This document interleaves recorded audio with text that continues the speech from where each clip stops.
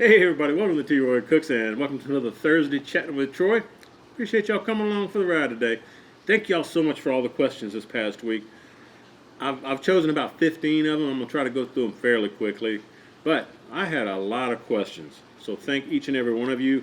If I don't answer your question here in the next couple of weeks, if you won't mind, ask it again.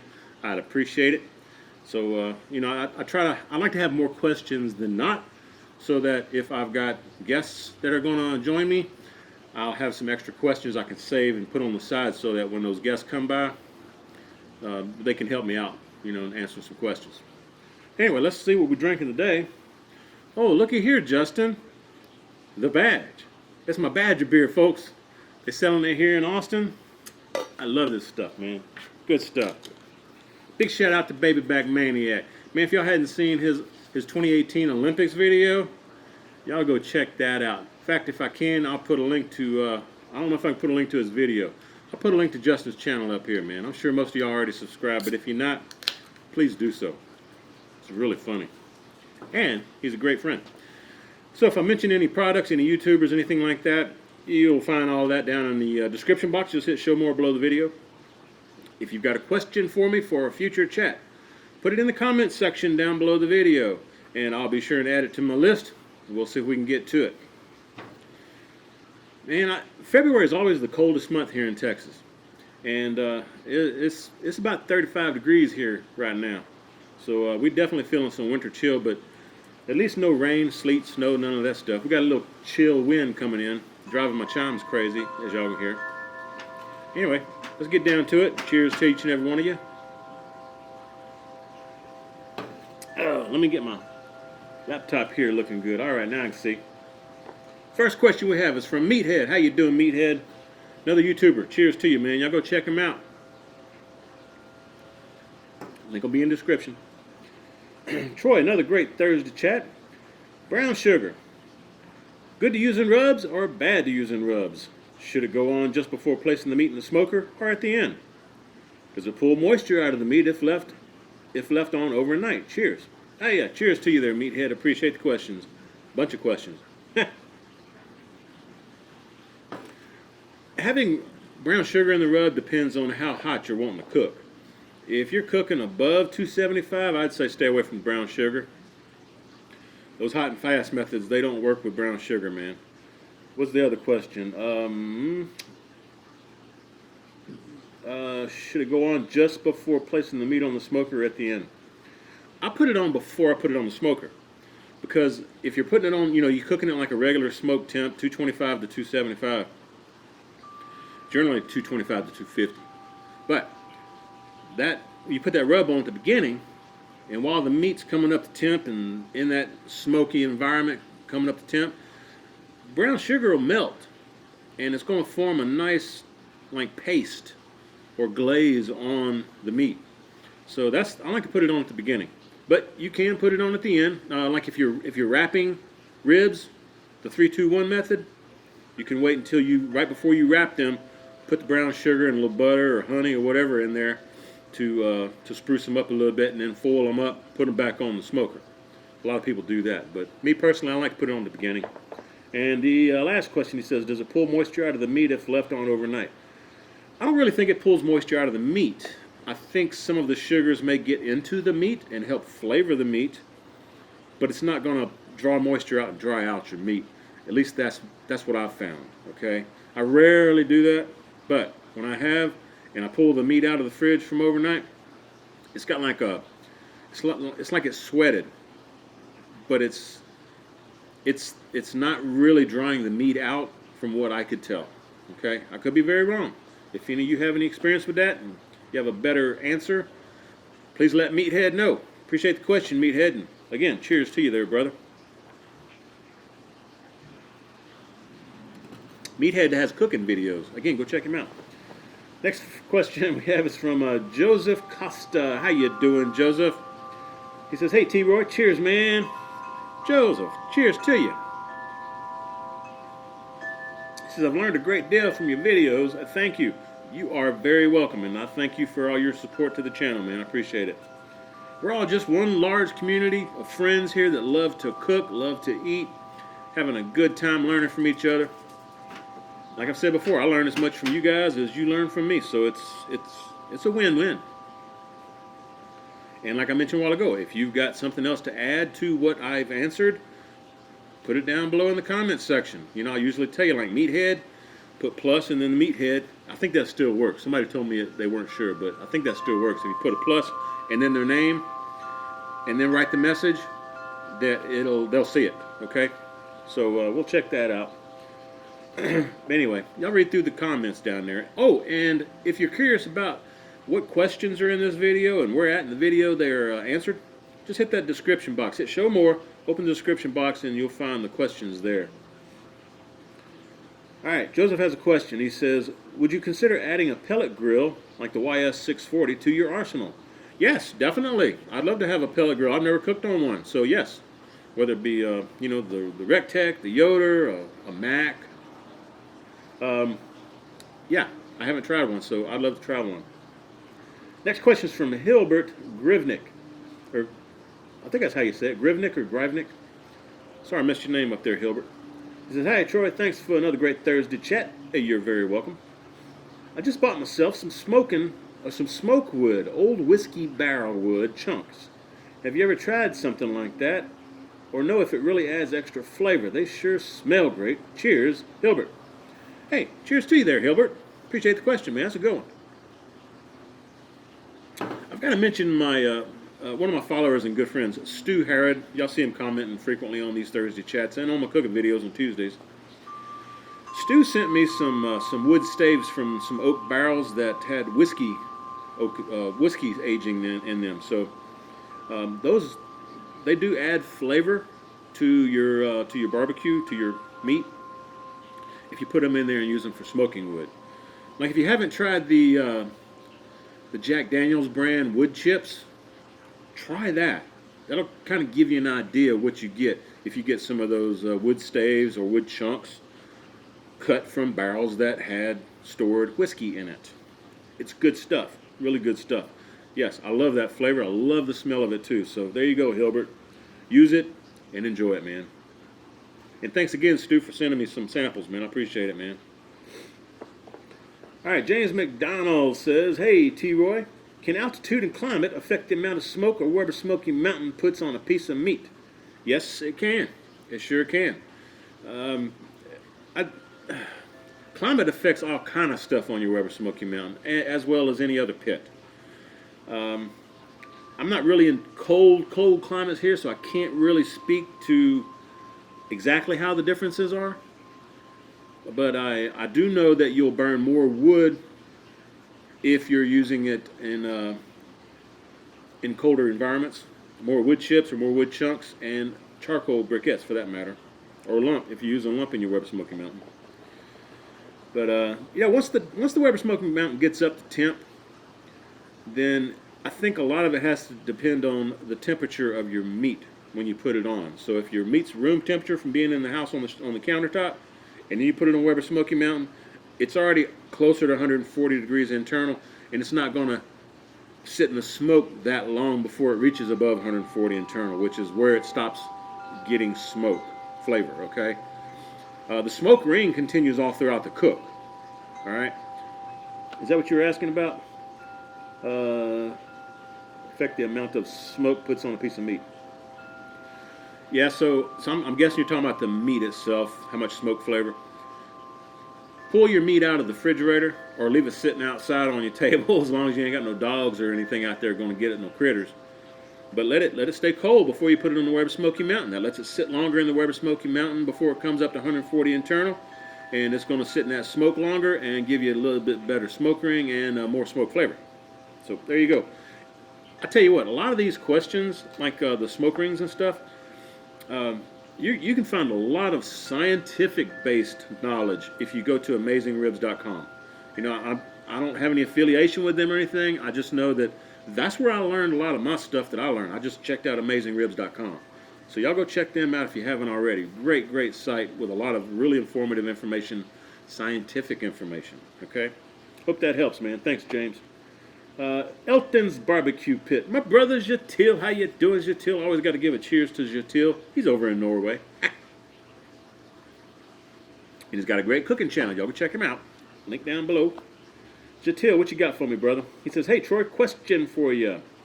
Since you have southern roots, have you ever made barbecue spaghetti, or do you have a great recipe for it? Cheers, brother. Yeah, cheers again to you, Jatil. Appreciate that, man. I was going to say no, I don't think I've ever made barbecue spaghetti. If I have, it was only once. I may have done it once. It's probably something I should do, right? I haven't done it on video, that's for sure. But I think my dad used to have a variation of spaghetti that he would make that kind of more on the barbecue side. So I may see if I can find that old recipe and whip something up for you guys. But I haven't. I've done, haven't done it as far as I can remember. If any of you got any great recipes, let Jatil know. Again, Elton's Barbecue-Pit is his channel. Let him know, man. I'll see if I can find something for you there, Jatil. Damian Johnson, where you at, Damian? Cheers to you, my man. Appreciate you joining us today.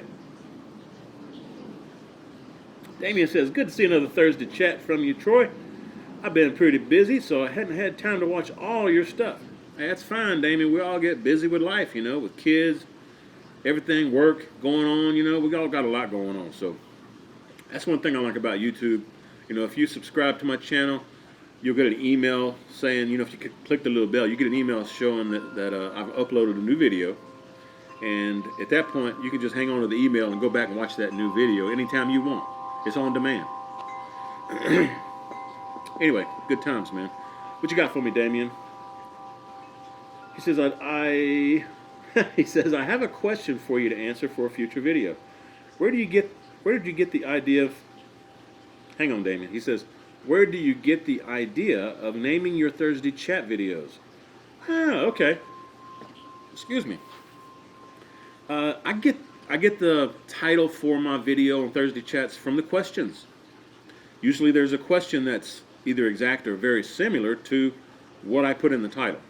Now I may have to tweak it a little bit to make it, a little shorter, but it's basically a question that I answer in the video. And let's say I got 15 questions or so today. I'll look through and I'll make a judgment call on which question I think will get more views from people searching for that, okay?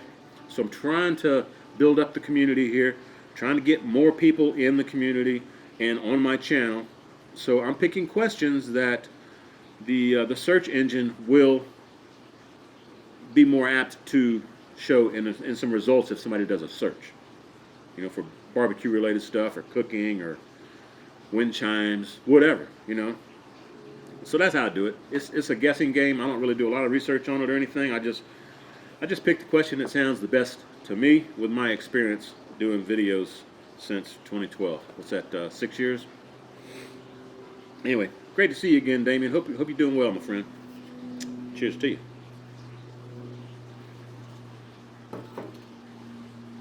Alright, we got another question here. This one's from Big A. He says, T-Roy, thanks for all your videos. You're quite welcome, Big A. He says, I really appreciate your instruction. You inspired me to get a Weber Smokey Mountain and start doing my own smoking. My question is, how long does it typically take to get the Weber Smokey Mountain to behave properly as far as temp goes? On some occasions, it works perfectly with the vent control techniques you showed us in your videos. But on some days, I find myself shutting all the bottom vents completely off. I always use Kingsford Blue, the Minion method, and here in Virginia, it's been approximately 35 degrees when I smoke. Yeah, Big A, it depends on the weather conditions. It really does. How much wind you have, if it's rainy or humid or dry, how much sunshine's hitting your Weber Smoky Mountain, if it's snowing out there, if it's dead heat of summer. All those factors will mess with your way to adjust the vents on the Weber Smoky Mountain.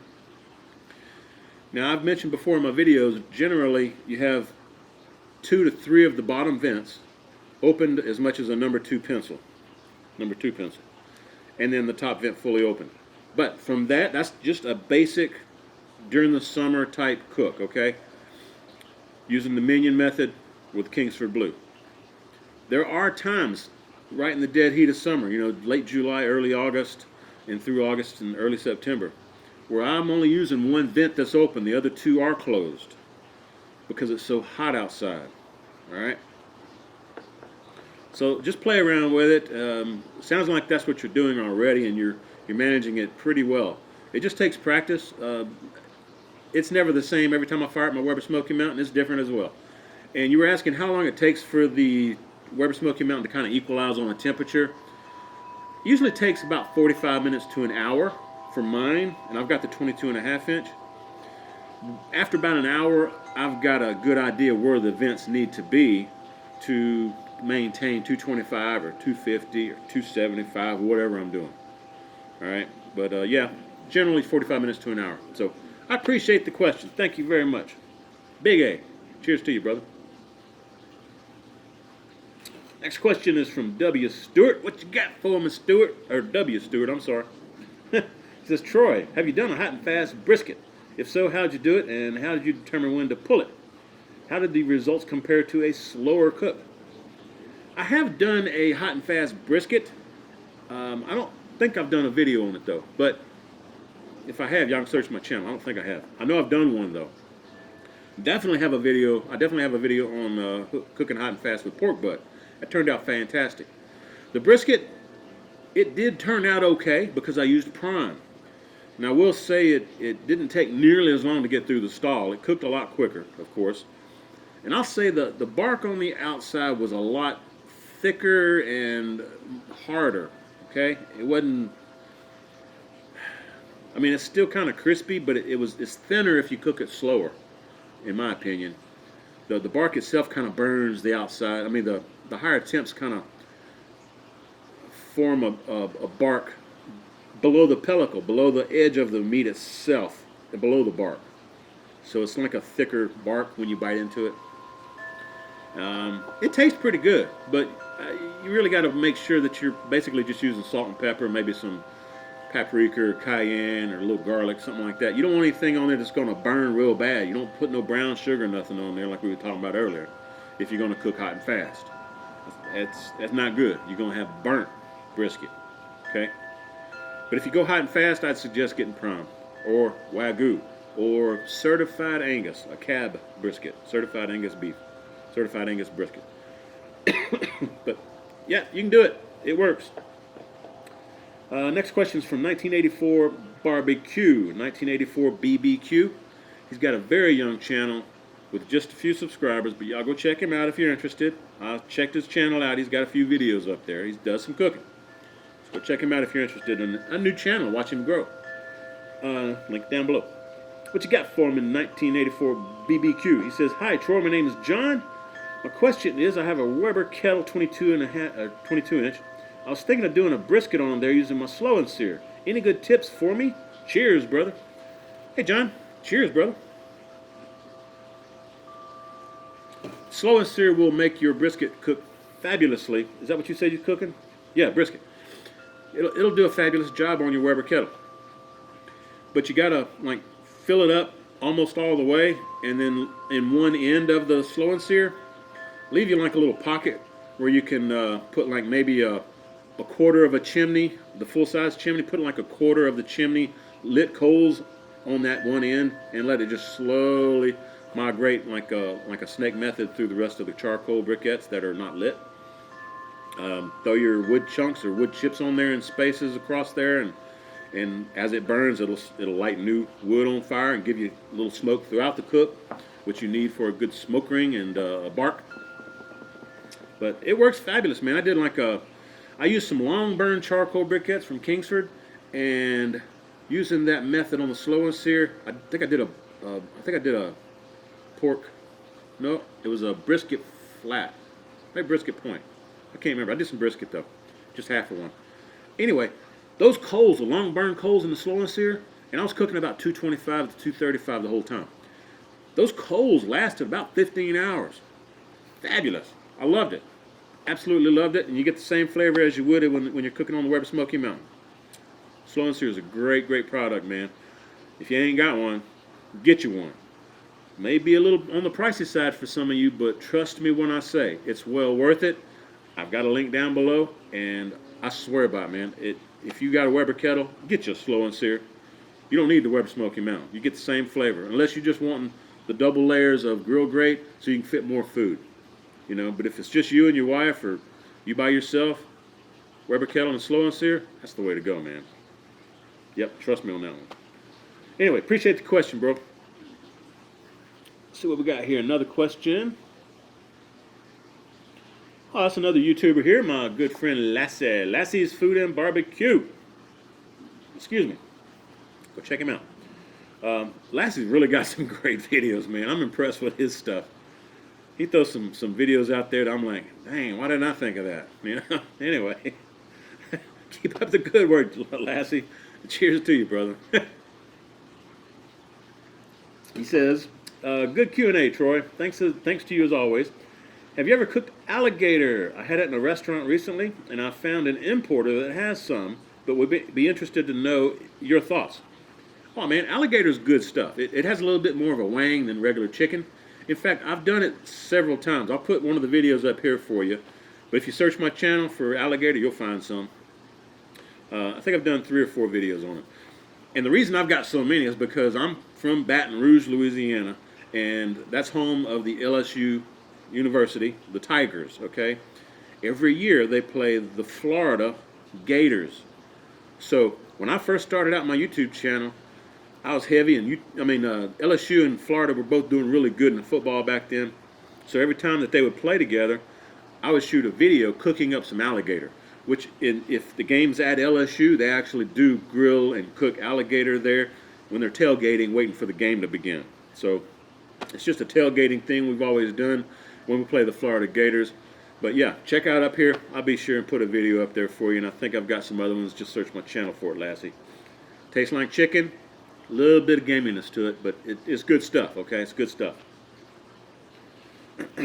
Next question we've got from Hunter Springgate. How you doing, Hunter? Hey, cheers to you, bro. Got a lot of new names popping up, so yeah, I think either some first-timers, first-time commenters that have been around for a while or commenting, asking questions, or I've just got some new subs that are like joining the society, joining the community. That's cool, man. That's cool. I'm getting cold, but it's cool. Let's see. Hunter says, hey, T-Roy, I got a 22-inch Weber Smokey Mountain. I love it. I hear the PBC makes fantastic food because of the juices dripping on the fire. I saw Justin over at Baby Back Maniac has a hanger kit for the Weber Smokey Mountain, but they're not available anymore. Do you have any ideas how to rig up a way to try hanging ribs in the Weber Smokey Mountain so I don't have to get a PBC? Do you think there will be any taste differences? Cheers. Hey, cheers to you, Hunter. Appreciate that, man. Yeah, there is a different flavor profile from the PBC, the Pit Barrel Cooker. If you're interested, check down below. They're a great family. Noah and all his family there that operate the Pit Barrel Cooker company, man, they're great people. Really good support, too. And they sent me my Pit Barrel Cooker to use on my videos for free, so just a little shameless plug for them. But I really do love the Pit Barrel Cooker. It's a great product. It's interesting that you bring this question up, Hunter. Was it Hunter? Yeah. It's interesting you bring this question up, Hunter. James from Aim 'em and Claim 'em Smokers, link down below. My brother James is coming over tomorrow, and he wants to do some practice cooks for competition stuff. So he's coming over to do some practice cooking, and I figured while he's here, you know, let's maybe make a video. So my idea was to shoot a video cooking some baby back ribs, one rack on the Pit Barrel Cooker and one rack on the Weber Smokey Mountain. Weber Smokey Mountains are going to be set up like the Pit Barrel Cooker without a water pan. Okay, so we're going to check it out tomorrow. We're going to see how it works out, and hopefully, you know, if they're done in time, and James is still here, maybe he'll chime in and give you his opinion about the flavor profile from the Weber Smokey Mountain hanging ribs in it. It should be exciting though. But great question. We'll let you know once we do this test. And I thank all of you who have asked me to do this test. That's you know, all the support you guys give me. You know, y'all help me out on PayPal and use my links down in the description box and stuff. That helps drive this channel. Helps me buy food. Helps me buy equipment and stuff. So to each and every one of you who have supported the channel, thank you very much. I really, really appreciate it. I do this for a living every day. I don't have a day job. I make videos, okay? So I appreciate all the support. From my heart to yours, I appreciate it very, very much. You guys make it possible for me to do this. Next question we have is from Yep57. He says, Troy, no one in Australia drinks Foster's. Yeah, man, I'll tell you what. You Aussies definitely chimed in when I mentioned that last week on last Thursday's chat, man. A bunch of y'all actually commented saying nobody here in Australia drinks Foster's. Cooper's was one. I can't remember some of the other ones. I wrote them down, so I'll try to look for them. But Cooper's is one of them I know that's really good out there in Australia. I'll see if I can find some for you guys. But yeah, cheers, man. I don't drink Foster's either. I just knew it was from Australia. All right, he says, question, I use Australian hardwood called ironbark for my smokes, which is great for beef, but I find the smoke ring can get massive, like half to 1 inch thick. Is that a good thing, or is it over smoked in your book? Still tastes great. It doesn't matter how large the smoke ring is. That's just, that's bragging rights if you get a nice smoke ring like that. It's cool. I'm fine with it. If you got a smoke ring halfway through the thickness of the brisket, that's cool by me. I know it's going to eat good. I'm interested in this this iron bark, though. I think I've heard of that. Is that the same wood that is used by metalsmiths to make swords and knives and stuff? You know, back in the old times, because the wood gets so hot that it can melt metals very easily. Is that the same stuff? Let me know. Pretty sure that's it, but I could be totally wrong. I don't know. I'm just going off the top of my head from memory here. Anyway, yep, 57. Thanks for the question, man. I appreciate it, and keep that smoke rolling, brother. Ivan Poland. What you got for me, Ivan? He says, T-Roy, love the Thursday chats. Cheers to you. Cheers to you, Ivan. Thanks for the question. And thank you for the support. Appreciate it. He says, I occasionally see you running around with a fabulous T-Roy Cooks t-shirt and was wondering where could I get one. My name being Troy doesn't have anything to do with it. By the way, I did that delicious meatloaf recipe. Best meatloaf ever is the name of the video. Amazing stuff. I really appreciate all you do. Don't stop. And the Tuesday Cooks and Thursday chats are great. But you not getting to answer all the questions, have you ever considered adding another chat day? Maybe with a guest. Cheers. Yeah, I may do a Thursday chat tomorrow. I may shoot it tomorrow with James here, if he's interested, you know. We'll see. But I love having guests on here. And as far as adding another chat day, yeah, I've talked about this. Whenever I'm going to start doing some live videos, probably do a Thursday chats first, and then maybe work over to some cooking live feeds. But yeah, I'm probably going to have to do a live chat on a different day than Thursday. We'll see. We'll see. Again, if you've got a preference, let me know in the comments down below. Give me your input if you haven't already done so. I appreciate it. And running around with a fabulous T-Roy Cooks shirt. You know, my brother Daryl made that for me. He's another YouTuber. Oh hell, man! What is his channel's name? Hang on. What is it? It's something barbecue. Dang it, Daryl! I'm having a brain fart. Sorry, man. Anyway, it's a one-off shirt. Daryl made the shirt for me because he has a company that makes shirts. And if I can find the link for his Facebook page where he sells those shirts like that, you know, with different designs on them and stuff, I'll put the link down in the description box. Oh, man. Daryl, you're going to kill me, bro. I'm sorry, man. Let me see if I can find it. It's going to drive me crazy. Nope. Bear with me. I'm going to keep the camera running, but bear with me. Boom, boom, boom, boom. What is it? Oh, man. Dang it, man. I'm not going to be able to find it real quick here because I'm still... I am still... No Hippie Barbecue. Got a new video. Daddy Cooks got a new video. Let's see. Richard in the Kitchen. Tango Spice. The Wolf Zone. My buddy Larry Wolf. Rockin' Robin. Moose Down Under's got a new video. Outdoor Cast Iron Cook. Kidder's Barbecue. TNT Barbecue. Test Cooks for You. Head Chef Kendall Lawrence. Chef Borke. Okay, yeah, I'm not seeing it, man. Anyway, those are a few of the channels that I get in my subscription feed. How about you? Anyway, I'll put Daryl's channel down below in the description box, and I may just cut this last part out. We'll see. Anyway, see if I can get back to the question.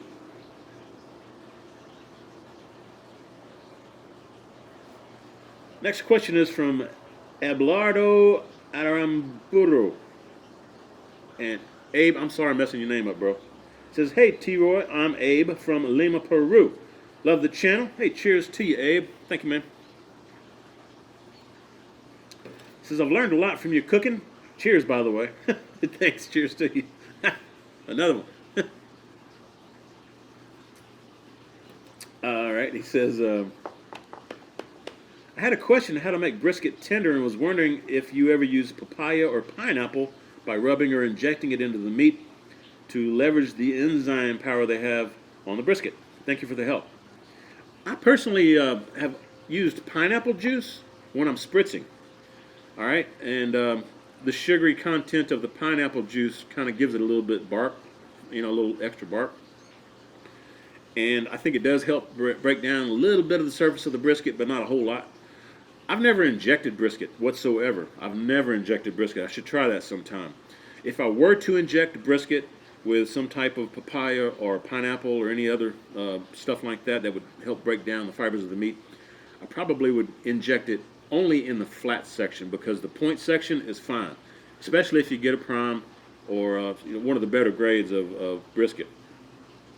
So I don't think you need to do the point, just the flat. Anyway, if any of you guys out there try that, let us know. Put it in the description. And Abe, be sure and read through the comments for this video and see if anybody answered your question a little bit better than I could, because I've never tried it, man. But yeah, give it a shot, man. All right, we got a question here. It's my brother Matthew Ilian from Alaska. How you and Holly doing? Appreciate the support. Love you guys, man. Give Holly a hug for me. Matthew says, hello, Brother Troy. Cheers and happy February. Again, cheers. Appreciate it. Love each video and the Q&As. You've come a long way from your first video to your current video. Yeah, it's been 6 years, man. I've come a long way, man. He says, question 1, what's the worst video and food you've cooked to the best video and food you've cooked? Worst, I've mentioned it before, the chicken fritter video. It was a recipe that somebody asked me to cook on video and give them an idea of what I thought about it. It wasn't good at all. I did not like it. It was bland as all get out. The chicken was dry. That was not a good tasting dish. I left the video up there in case y'all want to check it out, though. Okay. The best thing, man, that's hard to say. I cook a lot of good stuff, Matt. Tell you what, well, honestly, man, I may be bragging on myself a little bit, but last week's Brussels sprout, or this past week's Brussels sprout video I did, that was the bomb, man. That stuff was good. That was really, really good. Anyway, he's got another question here, folks. He says, have you considered making your own Cajun spice blends and marketing them? Yes, I've considered it. Marketing them and making them, it takes time. I'm working on it. We'll see where it goes. Hopefully I'll have time to spend to be able to do that. Shooting 2 videos a week takes a lot of time. But I want to do rubs and sauces and all that. Make shirts and hats and all the stuff. I want to do all that for you guys. So, we'll see where it goes. Hopefully soon I'll be able to do all that. Next question, and this will be the last one, okay? Just so you know, heads up. William Logan says, great Thursday chat, T-Roy. I loved seeing you wearing the St. Johnsbury, Vermont ball cap. Yeah, we had a lot of fun up in St. Johnsbury, man. Really did. He says, I've been using my Weber kettle with Slow and Sear here in snowy Vermont. I've been smoking a variety of meats all winter with mixed results, and was wondering, should you light the fire at one end of the Slow and Sear and let it burn to the other end, or do you light the entire basket Which method works better? Cheers to you.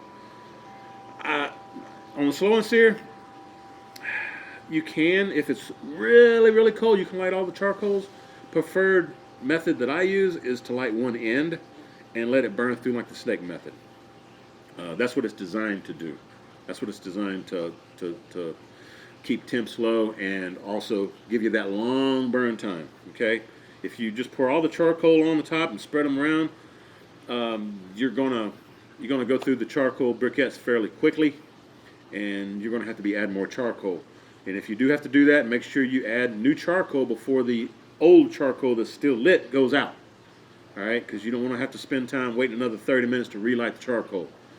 So hope that helps, man. William, I appreciate the question, and thanks again for all of you who asked questions this week.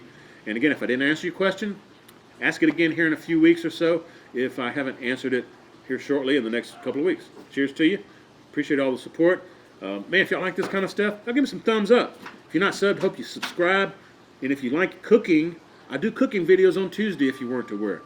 But man, I hope y'all share this video. And when you do, please tell all of your friends that T-Roy cooks responsibly. Cheers, everybody.